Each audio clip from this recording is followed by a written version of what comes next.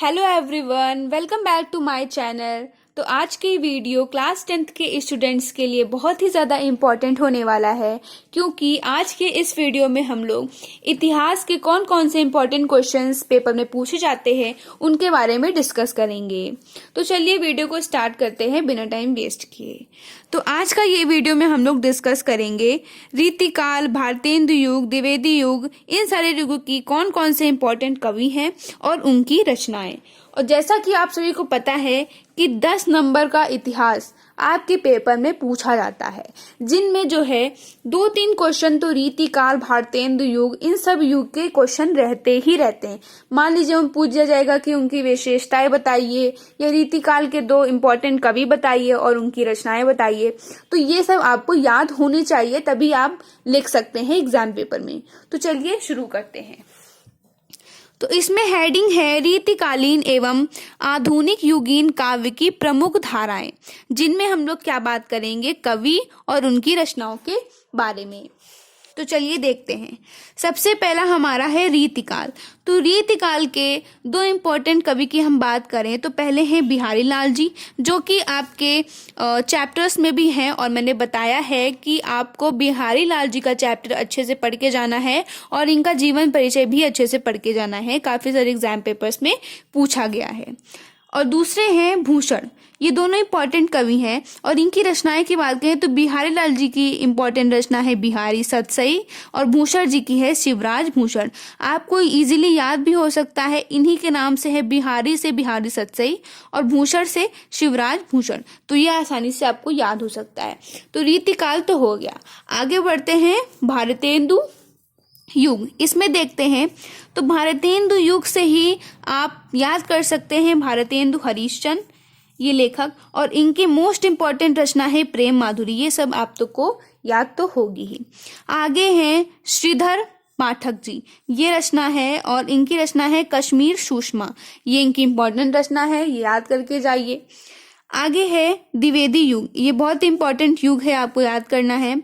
इसके 2 इम्पॉर्टेंट लेखक की बात करें तो मैथिली शरण गुप्त।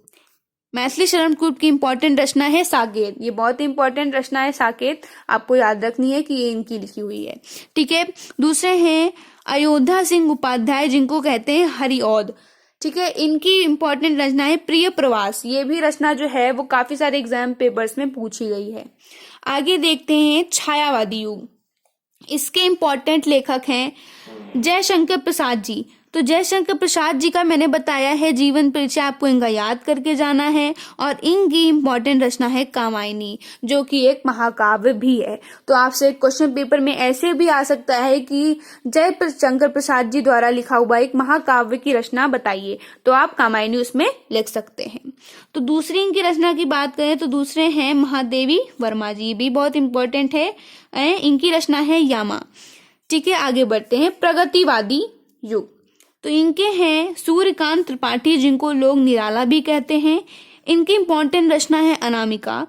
और दूसरे हैं रामधारी दिनकर जी, जिनकी इम्पोर्टेंट रचना है उर्वशी। तो आगे देखते हैं प्रयोगवादी युग। ये भी बहुत इंपॉर्टेंट है। इसके लेखक हैं अज्ञेय, जिनकी रचना है आंगन के पार द्वार। ये इनकी रचना है। और अज्ञेय के जो है तार सप्तक भी पूछे जाते हैं। इसके बारे में मैंने अपने चैनल पे डिस्कस किया है, आप लोग देख सकते हैं। और तार सप्तक का एक ना एक क्वेश्चन तो पेपर में आता ही आता है। तो उसके 2-3 क्वेश्चन इंपॉर्टेंट होते हैं, वही आप याद कर लीजिए, आपके 1-2 क्वेश्चन 1-2 मार्क्स जो है वो पक्के हो जाएंगे। चलिए देखते हैं। आगे है हमारा नागार्जुन। नागार्जुन जो है, इनकी इम्पोर्टेंट रचना है प्यासी पथराई आंखें। ये इंपॉर्टेंट रचना है, आपको याद रखनी है। और इनमें से लगभग सभी रचनाएं आपने सुनी भी होंगी। ठीक है। दूसरे हैं नई कविता। इसके लेखक हैं गिरिजा कुमार माथुर जी और दूसरे हैं भवानी प्रसाद मिश्र जी। तो इनकी रचना है धूप के धान और भवानी जी की रचना है खुशबू के शिलालेख। तो ये इम्पॉर्टेंट युग थे और उनके कवि और उनकी रचनाएं, ये आपको जरूर याद करके जानी है, पेपर में क्वेश्चन आता ही आता है। और रही बात इनकी और रचनाओं के बारे में, तो जैसे कि बिहारी लाल जी हो गए, जयशंकर प्रसाद जी हो गए, महादेवी जी हो गई, इन सब का अलग अलग से मैंने वीडियोस बनाए हैं कि इनकी कौन कौन सी इम्पोर्टेंट रचनाएं हैं तो उनके वीडियोस भी आप मेरे चैनल पे देख सकते हैं।